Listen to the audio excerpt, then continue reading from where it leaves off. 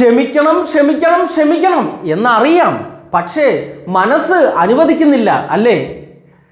കൊളോസോസ് 3:13 വചനം പഠിപ്പിക്കുന്നു, ഒരാൾക്ക് മറ്റൊരാളോട് പരിഭവമുണ്ടെങ്കിൽ പരസ്പരം ക്ഷമിച്ച് സഹിഷ്ണുതയോടെ വർദ്ധിക്കുവിൻ. കർത്താവ് നിങ്ങളോട് ക്ഷമിച്ചതുപോലെ നിങ്ങളും ക്ഷമിക്കണം.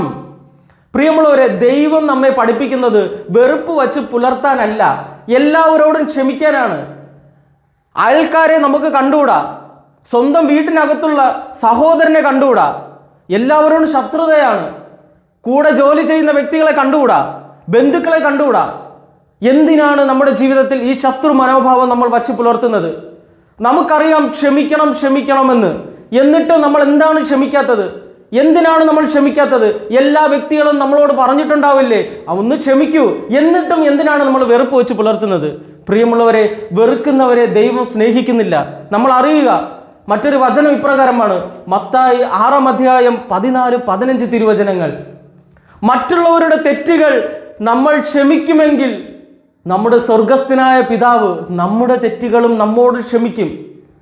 എന്നാൽ മറ്റുള്ളവരുടെ തെറ്റുകൾ നമ്മൾ ക്ഷമിക്കുകയില്ലെങ്കിൽ നമ്മുടെ സ്വർഗസ്ഥനായ പിതാവ് നമ്മുടെ തെറ്റുകളും നമ്മോട് ക്ഷമിക്കുകയില്ല. പ്രിയമുള്ളവരെ, ദൈവസന്നിധിയിൽ പോയി നിൽക്കുമ്പോൾ ദൈവം നമ്മോട് പറയും, ഞാൻ നിന്നോട് ക്ഷമിക്കില്ല. എന്തെന്നാൽ നമ്മൾ ഈ ലോകത്ത് ജീവിച്ചിരുന്നപ്പോൾ നമ്മൾ ഒരുപാട് വ്യക്തികളോട് ശത്രു മനോഭാവത്തോട് ജീവിച്ചു, ക്ഷമിക്കണമെന്ന് അറിഞ്ഞിട്ടും ക്ഷമിച്ചില്ല. അതിനാൽ പ്രിയമുള്ളവരെ, ദൈവത്തിൻ്റെ കൽപ്പന നമ്മൾ മനസ്സിൽ സൂക്ഷിക്കാം. ദൈവം പറയുകയാണ്, ഞാൻ നിങ്ങളെ സ്നേഹിച്ചതുപോലെ നിങ്ങളും പരസ്പരം സ്നേഹിക്കുവിൻ. പ്രിയമുള്ളവരെ, സ്നേഹിക്കാത്തവൻ, ശത്രുത വെച്ച് പുലർത്തുന്നവൻ, അവൻ ദൈവത്തെ അറിഞ്ഞിട്ടില്ല.